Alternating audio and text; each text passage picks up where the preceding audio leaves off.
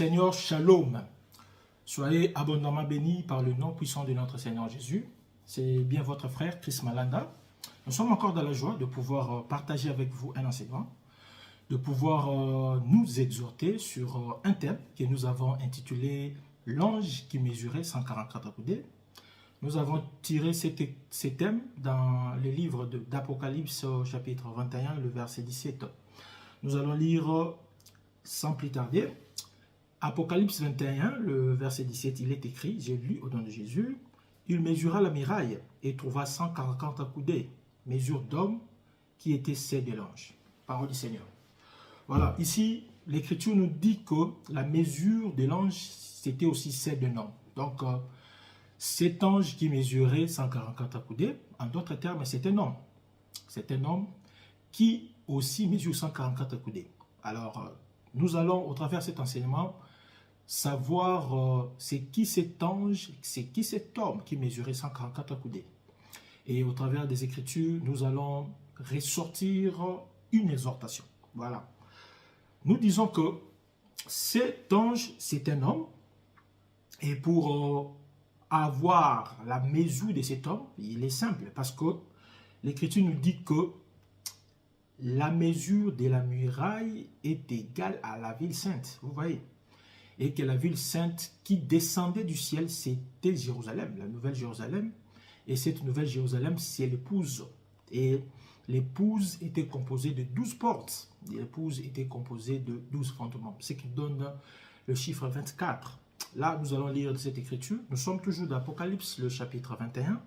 Mais nous prenons le verset 9, nous allons prendre le verset 10, nous allons prendre le verset 12, et puis nous allons atterrir au verset 14. Voilà. Nous allons lire Apocalypse chapitre 21, le verset 9, il est écrit « Puis un de 7 anges qui tenait le 7 coupes remplies des 7 derniers fléaux vint, et il m'adressa la parole en disant « Viens, je te montrerai l'épouse, la femme de l'agneau. » Le verset 10 est écrit « Et il me transporta en esprit sur une grande et haute montagne, et il me montra la ville sainte, Jérusalem, qui descendait du ciel d'auprès des dieux, ayant la gloire de Dieu. » Voilà, le verset 12.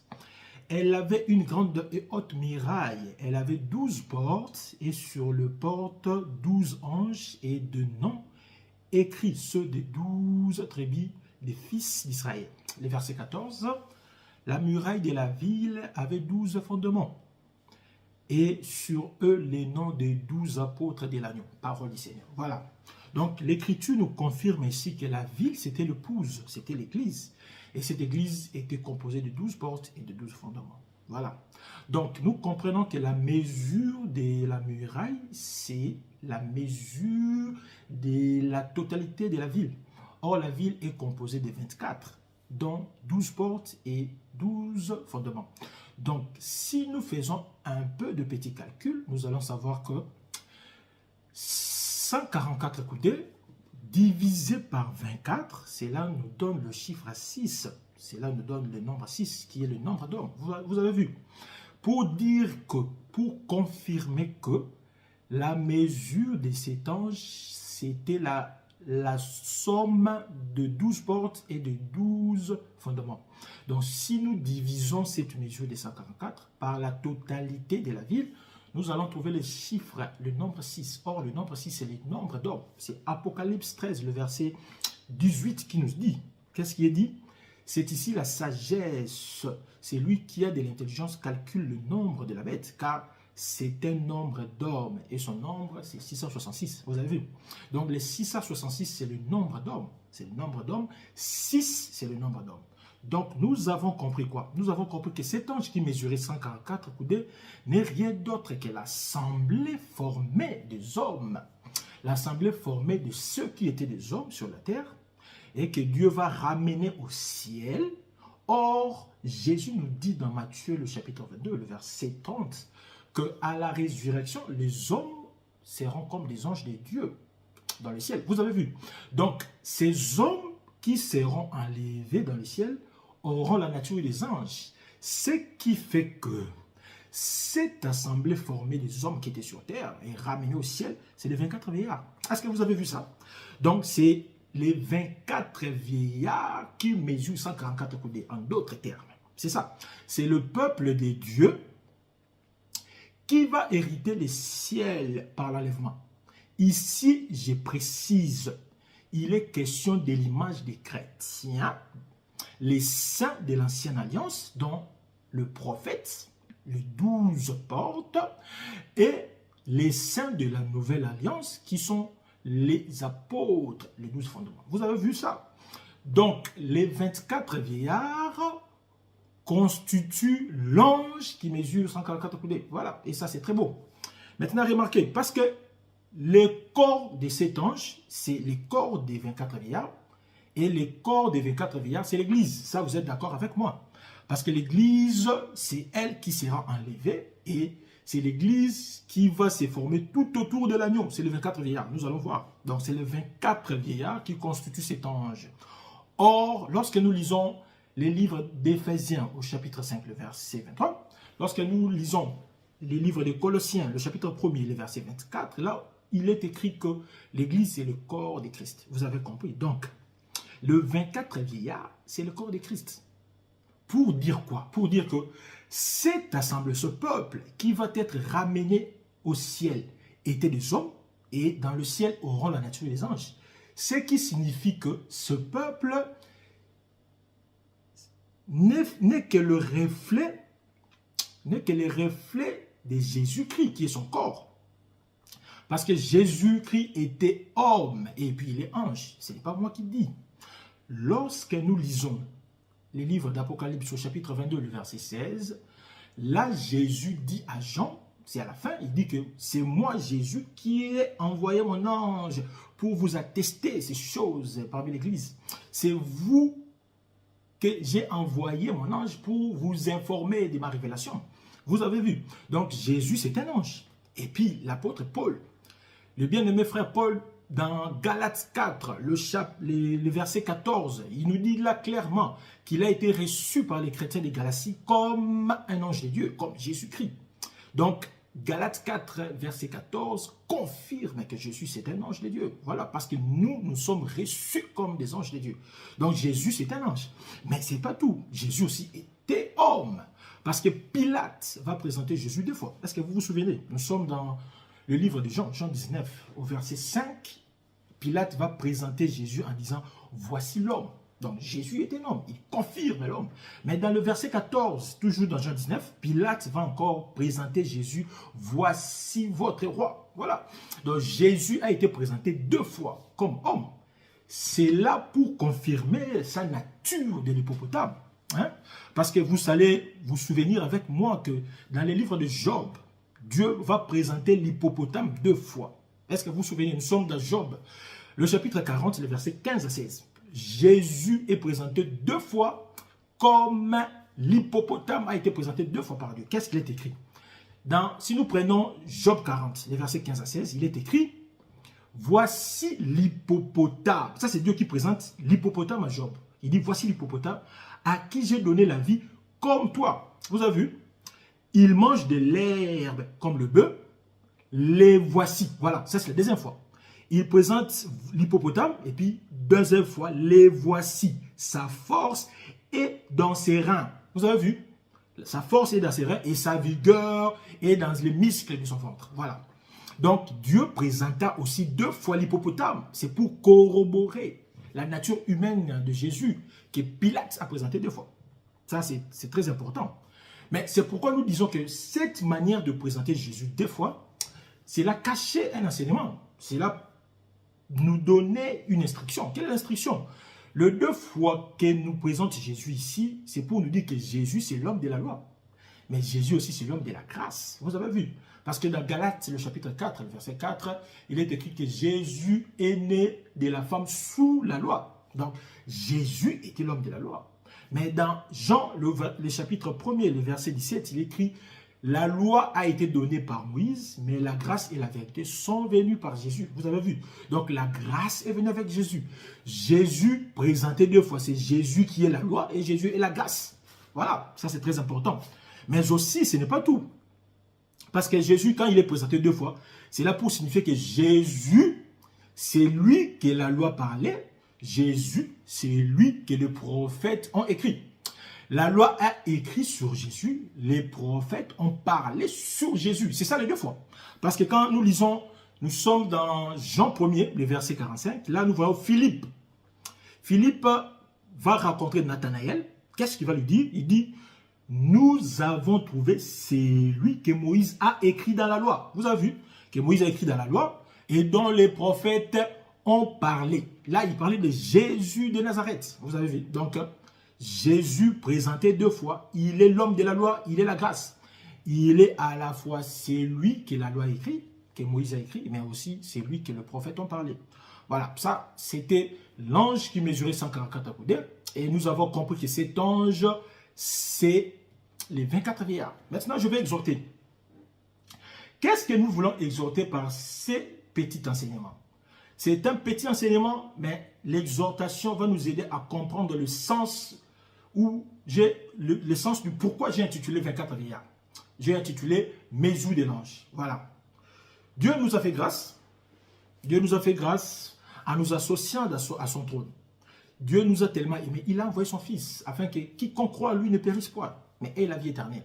Jésus étant venu, il nous a associés, il nous a appelés parce qu'il a dit aux apôtres, je ne suis pas votre maître, mais je suis un ami. Parce que le fils qui comprend le maître devient un ami. Vous avez vu, donc nous sommes des amis de Dieu. C'est pourquoi il a dit à Pierre, lorsque nous lisons Matthieu 16, le verset 18, il a dit, tu es Pierre, et sur cette pierre, je bâtirai mon église. Donc, en prenant Pierre, Jésus l'associe dans les fondements de l'église. Nous sommes associés à la fondation de l'église. Nous sommes associés à régner avec les Christ. Ça, c'est une parole merveilleuse. C'est pourquoi 1 Pierre 2, le verset 5, nous dit que nous sommes de pierres vivantes associées pour former une maison spirituelle. Dieu nous a appelés, Dieu t'a appelé ma soeur, Dieu t'a appelé mon frère pour que nous formions ces corps de l'église. Ce n'est pas un hasard, c'est un privilège pour nous, c'est une grâce. Voilà, raison pour laquelle nous ne pouvons pas perdre cette grâce. Parce que le Christ nous a appelés. Mais c'est qui le vieillard? Vous avez vu?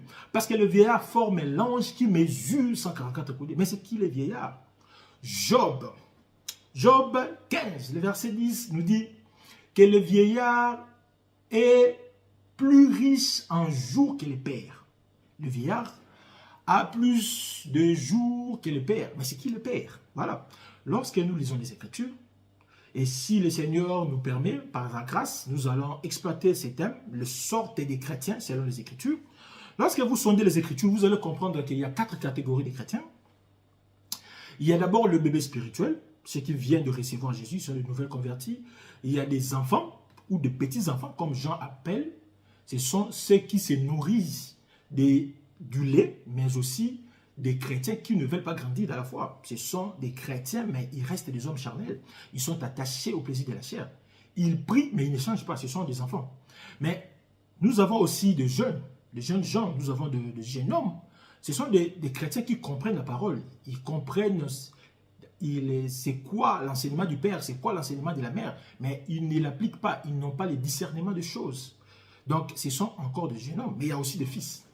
Les fils, ce sont eux qui sont appelés à hériter le royaume, mais seulement, dans les fils, nous avons 3 stades, nous avons 3 phases. Nous avons des hommes faits, nous avons des adultes. C'est ceux qui ont compris l'écriture, qui partagent l'écriture, qui ont la connaissance de la parole. Nous avons les pères ou les maîtres, c'est ceux qui ont maîtrisé la parole. Ils s'approchent tout près du Seigneur.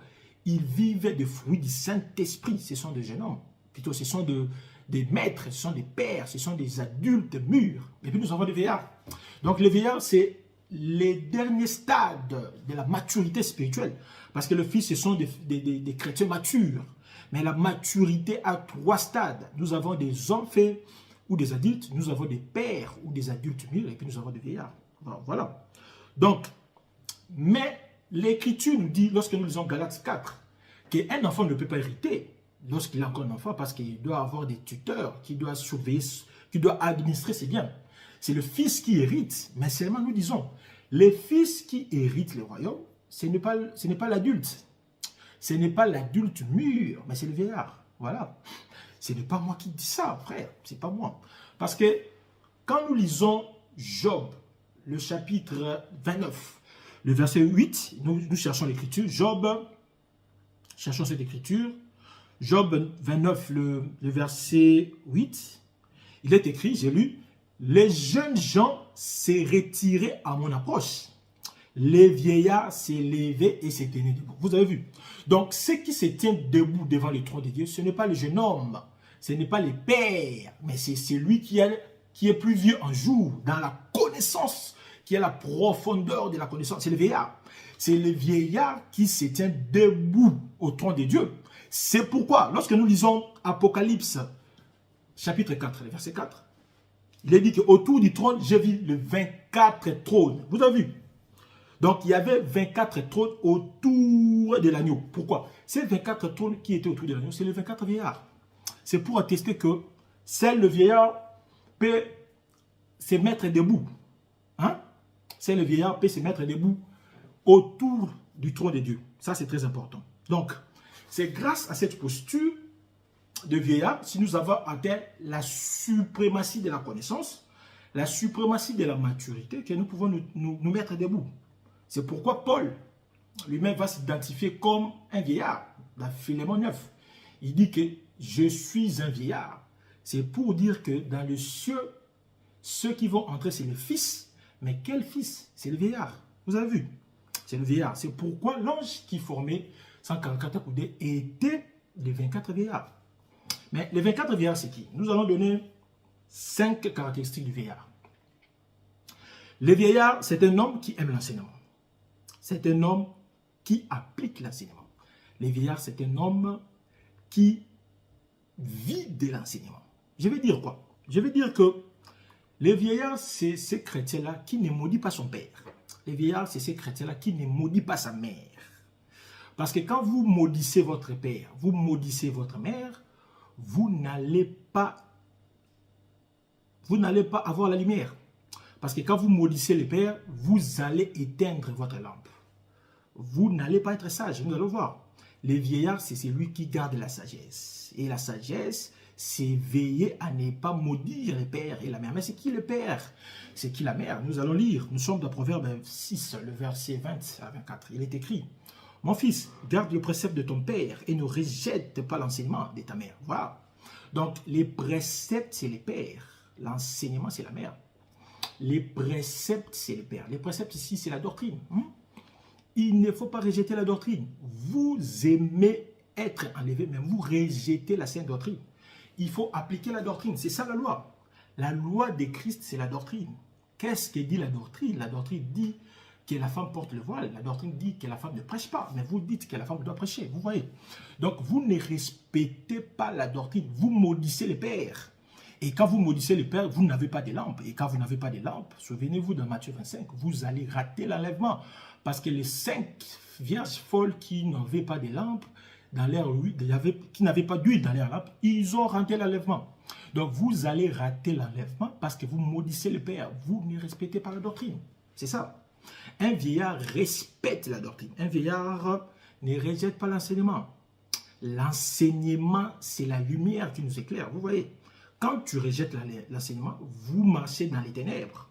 Or, Jésus, c'est la lumière. Il a dit, marchez dans la lumière comme si vous étiez dans la lumière, bien que vous soyez dans les ténèbres. Vous voyez?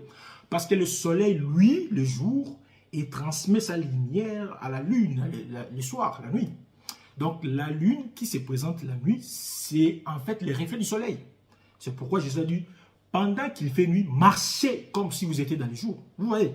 Donc, c'est ça l'enseignement. Mais quand nous lisons Proverbe 7, le chapitre 7, le verset 1 à 4, il est écrit: mon fils, retiens mes paroles et garde avec toi mes préceptes. Le précepte, nous avons dit que c'est la loi, c'est la doctrine, c'est les pères. Observe mes préceptes et tu vivras. Garde mes enseignements. Donc, gardez la mer. Il faut protéger la mer comme les bruneuls de vos yeux.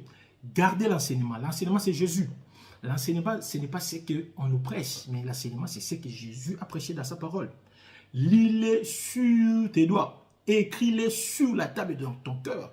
La loi, l'enseignement se trouve dans le cœur. Voilà, c'est dans le cœur. Parce que c'est dans le cœur qu'il y a les sources de la vie. C'est dans le cœur qu'il y a les trésors de l'âme, qu'il y a les trésors de l'homme. Le bon sort du cœur, les mauvais aussi sortent du cœur. Donc, il faut garder l'enseignement dans le cœur. Dis à la sagesse, tu es ma soeur. Dis à l'intelligence, tu es mon ami. Voilà. Les vieillards, c'est lui qui a pour sœur la sagesse et qui a pour ami l'intelligence. Or, l'intelligence, c'est la parole. La sagesse, c'est la parole, la connaissance. Voilà. Donc, c'est ça les vieillards. Deuxièmement, un vieillard, c'est un homme qui est brisé totalement. Un homme qui n'a plus de force. C'est ça d'ailleurs la vieillesse. Donc, quand vous avez atteint la maturité spirituelle, le vieillard, c'est ce chrétien-là qui est mort en Christ et qui sera ressuscité en Christ. Ce n'est pas un slogan de dire ça. Dire que je suis mort en Christ et je vis en Christ. C'est plus moi qui vis, mais c'est le Christ qui vit en moi. Ce n'est pas un slogan. C'est une vie à pratiquer. C'est une vie à vivre, mon bien-aimé.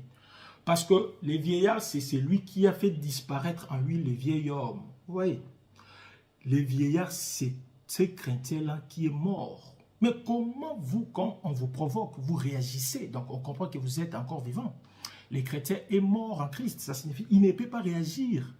Un mort ne danse pas. Un mort ne se réjouit pas des désirs de la chair. Un mort n'aime pas des choses de la nature parce qu'il est mort. Un mort ne réagit pas si on l'injurie. Si on parle mal de lui, non, tu es un mort. Mais toi, dès qu'on te provoque, dès qu'on t'informe et qu'on a cité ton nom, tu te lamentes, tu te fâches. Donc, on comprend que tu es encore vivant et que tu n'es pas encore un vieillard. Parce qu'un vieillard, c'est un homme mort. Si tu veux être enlevé, mon bien-aimé, si tu veux être enlevé, ma soeur, il faut être un vieillard. Et un vieillard, c'est un homme mort. Il a tué son ex. Son ex, c'est un vieil homme. Il n'a pas d'ex. Vous qui aimez les ex, vous parlez avec les ex, qui dites qu'il n'y a pas d'ennemi entre les ex. Oui, ça c'est dans la nature, mais dans la vie spirituelle, l'ex n'est plus en nous. On ne peut plus parler avec l'ex. Tu es déjà à Cana. Pourquoi vous souvenir encore des choses d'Égypte, des choses du monde? Vous habillez comme des païens. Vous parlez comme des païens. Vous chantez comme des païens. Vous dansez comme des païens. Mais tu veux être enlevé. Non, ça c'est faux. C'est pourquoi Ecclésiaste dit, tu ne plantes pas pendant le froid, mais tu veux moissonner. Mais tu vas moissonner quoi? Parce que tu as fui le froid. Tu as fui les conditions de la chrétienté. Tu as fui les conditions pour être chrétien. Mais tu veux être enlevé. Non, ça n'a pas de sens, mon bien-aimé. Ça n'a pas de sens. Donc, les vieillards, c'est celui-là qui n'a plus de force. C'est pourquoi Jésus a dit dans Jean 21, là nous devons lire. Jean 21, cherchons ça, Jean 21, le verset 18, il est écrit, « En vérité, je te l'ai dit, quand tu étais plus jeune, tu t'es saigné toi-même, tu y allais où tu voulais. Voilà. Mais quand tu seras vieux, voilà, tu éteindras tes mains et un autre te saignera et te mènera où tu ne voudrais pas. Voilà. Quand tu étais jeune, nous étions encore vifs, nous avions encore la jeunesse en nous, nous étions encore attachés au désir de la chair, parce que nous étions encore des hommes charnels. Mais quand tu deviens vieux, mon frère, il faut te laisser conduire. Il faut te laisser conduire. Il faut te laisser conduire. Mais qui est celui-là qui va te ceindre et t'amener là où tu ne veux pas? C'est les bâtons. C'est les bâtons, mes bien-aimés. Mais les bâtons, c'est quoi? Parce que les vieillards marchent avec son bâton. Un vieillard ne peut pas marcher comme ça parce qu'il n'a pas de force. Sa force, c'est dans son bâton qu'il tient. Les bâtons ici me fait rappeler dans la prophétie de David. Nous sommes dans Psaume 23, le verset 4. Quand je marche dans la vallée de l'ombre de la mort, je ne crains pas. Parce que je sais que ta louette et ton bâton me rassurent. Vous voyez? Donc, les bâtons ici rassurent. Les bâtons, c'est un appui. Les bâtons, c'est un appui. Les bâtons, c'est une assurance. Or, l'assurance, c'est la foi. Parce qu'il est écrit dans Hébreux 11, le verset 1er. La foi, c'est une ferme assurance des choses qu'on espère. Une démonstration de celles qu'on ne voit pas. Donc, la vraie assurance, c'est la foi. Or, Romains, le chapitre 10, le verset 17, il nous dit quoi? Que la foi vient de ce que l'on entend, et ce que l'on entend vient de la parole de Christ. Nous comprenons que les bâtons, c'est la parole de Dieu. Voilà. Tu dois te laisser conduire par la parole de Dieu. Parce que tu es un vieillard. Un vieillard fait confiance à son bâton. Parce qu'il sait que s'il veut trébucher, les bâtons vont le prévenir. S'il veut trébucher, les bâtons va les garder, va rassurer sa marche. Et ces bâtons, nous disons que c'est la parole de Dieu. C'est la parole de Dieu. Donc c'est très important. C'est pourquoi vous allez vous souvenir que lorsque les enfants d'Israël devaient sortir, Dieu a dit aux enfants d'Israël d'avoir chacun, en commençant par les petits jusqu'aux grands, il devait avoir un bâton. Et ce n'est pas les bâtons physiques, mon bien-aimé. Hein? Ce n'est pas comme nous avons vu dans les clips que les gens portent des bâtons. Il a dit aux enfants d'Israël d'avoir des bâtons. Non, mon bien-aimé. Ces bâtons-là n'est pas physique. Nous avons dit que les bâtons que Dieu avait dit aux enfants d'Israël d'avoir, c'est la parole de Dieu. C'est sa parole. Exode 12, le verset 11. Les petits et les grands devaient avoir des bâtons. Mais est-ce que le petit a besoin de bâtons pour marcher? Vous allez voir, vous avez compris. Donc, même les petits ici, nous avons vu qu'il y a des fils. Donc, l'homme fait, le père doit avoir les bâtons. Et les bâtons, c'est la parole de Dieu. Parce que cette parole de Dieu devait conduire les enfants d'Israël dans la traversée de la mer. Vous avez vu?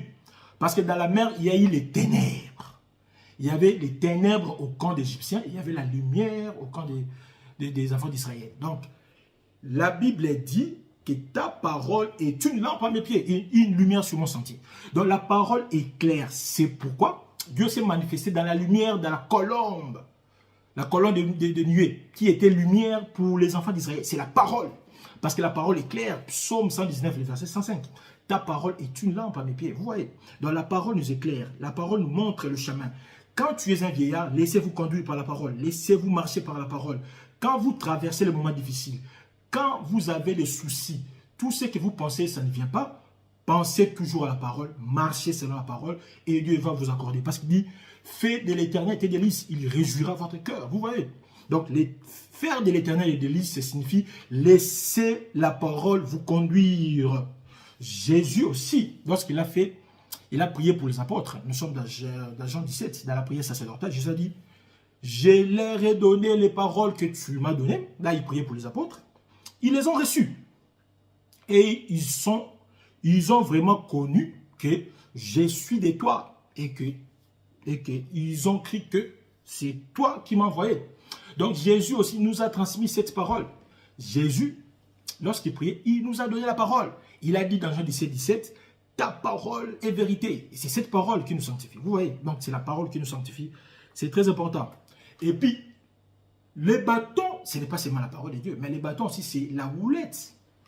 La houlette, c'est quoi en fait? La houlette, c'est aussi un bâton, mais un bâton qui est recourbé.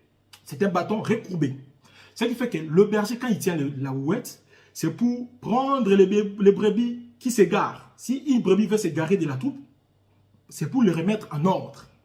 Donc, c'est une forme de garde-fou. Voilà, vous voyez. Donc, la louette, c'est comme ça. Ça retire la brebis. C'est pour retirer, de mettre à l'ordre, faire de la balustrade, protéger les brebis pour qu'ils suivent le vrai chemin. Et nous disons que cette houlette, ces bâtons recourbés, c'est le Saint-Esprit. Vous avez vu. Laissez-vous conduire par le Saint-Esprit parce que le Saint-Esprit nous remet à l'ordre. Quand nous voulons nous trébucher, nous voulons s'égarer, le Saint-Esprit nous prévient rentrer dans l'ordre. C'est le Saint-Esprit qui nous dit. Parce que c'est l'Esprit qui dit en nous que nous sommes des fils et nous disons Abba. Vous voyez. Quand vous n'écoutez pas le Saint-Esprit, on comprend que vous n'êtes pas un vieillard. Vous marchez selon les désirs de la chair. Or, parce qu'il est écrit, un autre te sendra et t'amènera où tu ne voudras pas. Où tu ne voudras pas, c'est qui? C'est le Saint-Esprit. Le Saint-Esprit a des désirs contraires à ceux de la chair. Vous avez vu? Ça, c'est Galates 5, 17. Le Saint-Esprit est opposé au désir de la chair. Toi, tu voudrais marcher vers les désirs de la chair. Le Saint-Esprit va te ramener dans les désirs du Saint-Esprit. Parce que le Saint-Esprit va te conduire pour les œuvres, le fruit du Saint-Esprit. Voilà. Toi, tu veux partir dans une fête pour danser inutilement. Le Saint-Esprit te dira, restez à la maison, prie, lis la Bible. Vous voyez. Et quand tu respectes le Saint-Esprit, on comprend que tu es un vieillard. Et quand tu ne respectes pas, nous comprenons que tu n'es pas un vieillard. Vous voyez. Donc, un vieillard, c'est celui qui se laisse guider par le Saint-Esprit. Les bâtons, c'est le Saint-Esprit. Ça, c'est très important. C'est pourquoi, lorsque Dieu nous a brisés, Dieu nous donne les bâtons qui est le Saint-Esprit. Parce que souvenez-vous de Genèse 32, le verset 25. Lorsque Joseph a combattu avec l'Éternel, Dieu l'a brisé la hanche. La hanche, c'est en fait le fondement, la partie qui est la partie intermédiaire entre le tronc et les membres. La hanche, c'est la partie qui divise la chair et l'esprit. Lorsque Dieu brise cette partie, Dieu nous a brisé, il ne nous laisse pas seul. Il nous donne les bâtons. Vous voyez, parce que le bâton va nous aider à vivre le brisement. Voilà. Le vieillard, c'est un homme brisé. Et parce qu'il est brisé, il n'écoute pas sa chair, il n'écoute pas sa femme. Parce que la chair, c'est la femme. Et toi, tu es esprit, tu dois dominer sur ta femme. Voilà. Les vieillards, c'est ces chrétiens-là qui dominent sa femme, qui dominent sa chair. C'est cet homme-là qui a chassé son ex, qui a tué son ex. Il faut tuer votre ex pour vivre. Si tu veux entrer dans le royaume, il faut tuer votre ex. Votre ex, c'est votre vieil homme, c'est les désirs de la chair. C'est ce que vous écoutez auparavant, quand tu étais encore dans le monde. Mais Dieu t'a tiré des eaux, parce que les eaux, c'est le monde. Dieu t'a péché par Pierre, parce que Pierre était le pécheur d'hommes. Ne retournez pas dans ces eaux, hein, mon bien-aimé. Si tu désires l'enlèvement, alors soyez un vieillard, soyez un homme brisé. Voilà. Le troisième, nous disons qu'un vieillard, c'est un homme qui a des cheveux blancs. Voilà. Les cheveux blancs ici, c'est la conséquence de la mendication, de la consommation de la parole de Dieu. Au fur et à mesure que vous grandissez dans la connaissance de Dieu, au fur et à mesure, le cheveu devient blanc. Le cheveu devient blanc par la connaissance des Écritures. Tu ne laisses pas, tu ne te donnes pas un moment de lire les Écritures, tu ne donnes pas un moment de méditer, mais tu veux être enlevé. Non, ce n'est pas possible. Tu ne connais même pas les choses de Dieu. Comment tu seras enlevé? Les choses de Dieu, ce n'est pas de chasser les démons, ce n'est pas de faire des miracles, non. Les choses de Dieu, c'est la connaissance parfaite de la parole. Jésus nous a laissé sa parole, et sa parole, c'est son nom. Le nom de Jésus, c'est la parole. Nous allons chasser les démons par la parole. Mais toi, tu ne connais rien. Comment tu vas chasser les démons? Donc, vous pratiquez des choses que vous ne connaissez pas. Parce qu'un vieillard a maîtrisé la connaissance de Dieu. Tu ne seras pas ballotté comme un enfant. On te dit, fais ceci, tu vas faire, fais cela, tu vas faire. Non. Nous comprenons que ceux qui sont dans les pratiques de combat spirituel, ceux qui sont dans les pratiques de miracles, ce sont encore des enfants. C'est pourquoi vous allez vous souvenir. Lorsque Jésus a apparu dans Jean 21, au premier, dans la pêche miraculeuse, il a appelé les 7 apôtres des enfants. Il a posé la question à Pierre, enfants, est-ce que vous avez déjà eu de poissons? Voilà. Mais pourquoi il les a appelés les enfants? C'est parce que les 7 apôtres se sont encore retournés dans l'ancien travail. Jésus avait dit à Pierre, je te ferai pêcheur d'hommes. Mais Pierre veut encore retourner dans la pêche. Vous avez vu, c'était un enfant. Et comme un enfant, Jésus les a appelés enfants. Donc les 7 étaient des enfants. Mais ils étaient des apôtres, vous voyez. Donc il arrive que les chrétiens veulent toujours vivre comme s'ils étaient des païens. Donc ce sont des enfants, ballottés partout vont. Ils sont là. Il y a les miracles, ils suivent. Il y a un prophète qui est venu, qui prophétise, si c'est par divination, ils sont là. Il y a telle maman qui fait ceci, ils sont là. Donc ils ont toujours des oreilles avec des démangeaisons dans les choses de Dieu, mais ils aiment des pratiques démoniaques. Ce sont des vies, ce sont encore des enfants. Vous êtes encore de bébés spirituels. Si tu veux être enlevé, ma soeur, tu veux être enlevé, mon frère, mon bien-aimé, soyez un vieillard. Ayez des cheveux blancs. Et les cheveux blancs, ce n'est pas de la magie. On a des cheveux blancs par la connaissance. Et la connaissance nous vient par la lecture, la méditation des Écritures. C'est très important. La blancheur, c'est la pureté. Vous savez, la blancheur, c'est la sainteté de Dieu. Un vieillard, c'est celui qui a ôté les péchés en lui. Nous avons dit, c'est un homme qui est brisé. Proverbe 13. Prenons Proverbe 16, le verset 31. Les cheveux blancs sont une couronne d'honneur. Voilà. C'est dans les chemins de la justice qu'on la trouve. La vieillesse est trouvée dans les chemins de la justice. C'est très important. Donc, il est à constater. Chaque fois, il y a un vieillard, il y a aussi des enfants. Chaque fois qu'on veut atteindre la maturité, vous allez avoir les désirs de la chair qui va vous suivre. C'est ça l'enfant. Parce que dans Exode 10, le verset 8 à 9, là, on nous apprend que les enfants étaient sortis d'Égypte avec des vieillards. Vous voyez? Donc, quand nous sortons du monde, quand nous sortons de péché, de la vie de péché, les péchés ne nous laissent pas, il va nous suivre. Parce que l'enfant suit toujours le vieillard. C'est à nous maintenant de ne pas écouter l'enfant. De ne pas écouter l'enfant. C'est à nous de rejeter l'enfant qui nous suit en nous. C'est à nous de ne pas écouter les désirs de la chair. Parce que quand tu as les cheveux blancs, tu dois avoir la sagesse. Job 12, 12. Dans le vieillard se trouve la sagesse. Et dans la longue chevelure, il y a l'intelligence. Donc, toi qui te dis vieillard, tu dois avoir la sagesse. On doit retrouver la sagesse en toi. La sagesse ici, c'est la parole, la connaissance de Dieu. Quand on veut interroger ceux qui ont la connaissance de Dieu, on va aussi référer à vous.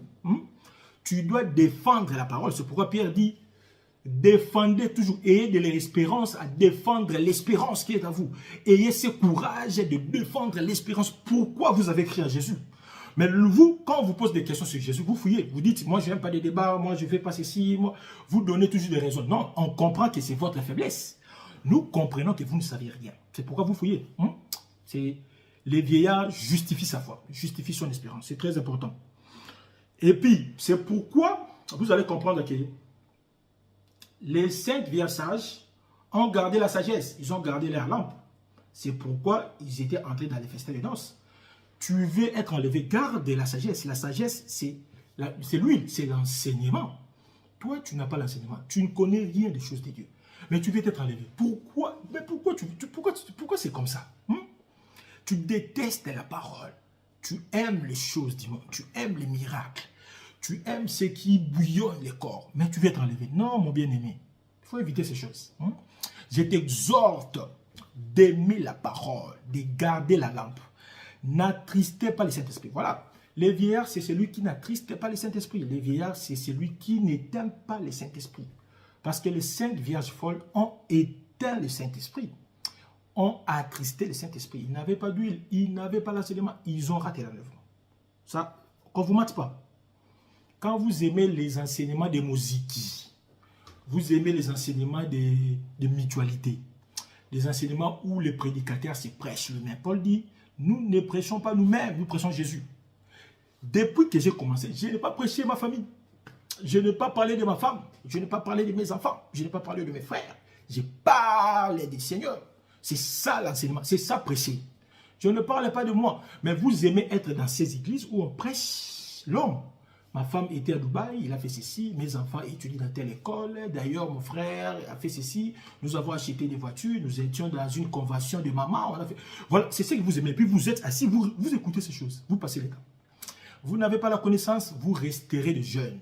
Vous voyez, vous allez rater l'enlèvement. Voilà. Et puis, le 4e, le vieillard, c'est un homme miroir. Il reflète la parole de Dieu. Parce que Jacques nous dit, nous sommes dans Jacques, le chapitre 1er, le verset 24. Mettez en pratique la parole. Ne vous bornez pas à l'écouter. En vous trompant vous-même par de faux raisonnements. Vous aimez toujours écouter, mais vous n'avez pas de foi. C'est pourquoi Pierre dit, il est question ici, il s'agit de femmes qui aiment toujours apprendre, mais ils ne comprennent pas, ils n'arrivent pas à la connaissance. Vous aimez toujours écouter des choses, des fables, des histoires. Vous aimez des histoires. J'étais en France, j'ai fait ceci, j'ai fait cela. Vous aimez les histoires, mais vous n'aimez jamais la parole. Vous ne mettez jamais la parole en pratique. Mettre la parole en pratique, ça signifie vivre de la parole. C'est laisser conduire par la parole. C'est ça. Vivez de la parole. Car si quelqu'un écoute la parole, c'est comme celui qui est devant le miroir, il se regarde et puis il part. Il a oublié comment il était. Vous voyez. Donc, le miroir doit refléter la personne. Vous devez refléter. Parce que vous êtes des miroirs, vous êtes donc des hommes lettres de Christ. Vous êtes des panneaux publicitaires. Parce que vous mettez la parole en pratique. Vous allez transmettre Christ. Les autres vont voir Christ en vous. Vous devenez des panneaux publicitaires. Dès Corinthiens 3, le verset 3. Vous êtes manifestement une lettre de Christ que nous avons écrite par notre ministère. Non avec l'encre, mais avec le Saint-Esprit. Non avec les tables de pierre, mais avec les tables de cœur, les cœurs de chair. Vous avez vu? Donc, soyons des vieillards. Un vieillard, c'est chrétien par sa conduite. Qui veille à sa nature, à la manière dont il fait, la manière dont il vit. Il est un panneau publicitaire. Frère, tu es un panneau. Quand tu te dis chrétien, tu deviens un panneau. Les gens identifient Christ par vous. Ils disent, regardez, ce sont les chrétiens, mais c'est un haineux. C'est un homme qui aime la jalousie. Il est toujours un jaloux. Mais il se dit un chrétien. C'est un chrétien adultère. C'est un chrétien prostitué. C'est un chrétien impudique. Donc, c'est le message que vous passez au monde. Vous voyez, un vieillard, c'est celui-là qui transmet les messages de Christ. Si on doit voir le Christ, on voit Christ au travers vous. On voit Christ par ce que vous faites, par ce que vous parlez, par ce que vous agissez. Ce que vous dites doit corroborer ce que vous faites. Ce que vous faites doit confirmer ce que vous êtes. On ne peut pas avoir des dissimulations. Tu parles, tu ne fais pas. Tu fais, tu n'arrives pas au bout. C'est pourquoi Paul dit, les dortels des ignorants, les dortels, le maître des insensés. Il dit de ne pas voler, mais il vole. Vous voyez, on prêche de ne pas voler, mais un prédicateur demande des dîmes. Donc c'est un voleur, vous voyez. Il dit, il ne faut pas être adultère, mais lui, il a une deuxième femme. Maintenant, c'est ça le problème. Les vieillards, c'est celui-là qui est un panneau. C'est la lettre écrite de Christ. Quand le monde vous voit, le monde est enseigné par vous. C'est pourquoi Paul dit dans 1 Corinthiens 7, il dit, qui sait si cette femme ou ce chrétien qui a épousé un païen fera de sorte que ces païens changent. C'est au travers ses frères, cette sœur chrétienne que son homme, sa famille pourra changer de la manière dont il voit. Même Pierre dit ça dans 2 Pierre, lorsqu'il parle de femmes qui doivent être des modèles de la soumission. Parce que leurs hommes païens pourront se convertir seulement par leur manière de voir leur soumission. On dit, oh, j'ai épousé une chrétienne, mais la manière dont ma femme se comporte, la manière dont mon homme se comporte, non, je dois suivre cet homme, je dois suivre cette femme parce qu'il reflète vraiment ce qu'il dit, c'est ce qu'il fait. Il n'y a pas de contradiction. Voilà, ça c'est un vieillard. C'est un vieillard. Donc, mon bien-aimé, c'était là l'exhortation que j'avais à nous exhorter. J'avais à nous affermir, à nous avertir. L'ange qui mesurait 144 coudées, nous avons dit que cet ange, c'est le corps des 24 vieillards. Et nous avons dit que le corps des 24 vieillards, c'est le corps de Christ, donc c'est Jésus-Christ. Jésus-Christ aujourd'hui nous appelle à être des vieillards. Et nous avons dit que le vieillard, c'est cet homme-là qui vit de l'enseignement. C'est cet homme-là qui est brisé. C'est cet homme-là qui a les cheveux blancs. C'est cet homme-là qui est un homme miroir, qui dit ce qu'il fait, qui vit, qui met en pratique la parole. C'est cet homme-là qui est une lettre. C'est un panneau publicitaire. Tout ce que vous faites doit refléter Christ et le Seigneur va nous bénir. Et nous croyons que nous allons, le jour de l'enlèvement, nous allons être enlevés avec lui. Nous allons régner avec lui. Nous allons régner avec lui autour de l'agneau. Nous allons glorifier notre époux. Nous allons glorifier notre Seigneur qui nous a rachetés et qui nous a bénis.